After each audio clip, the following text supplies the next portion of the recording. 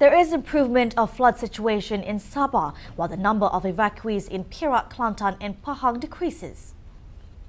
According to Pitas District Officer Buduban Oti Majalau, 38 flood victims at the Dewan Kusilad Relief Centre in Pitas were allowed to return home. In Perak, the number of flood victims dropped from 308 families to 335 families.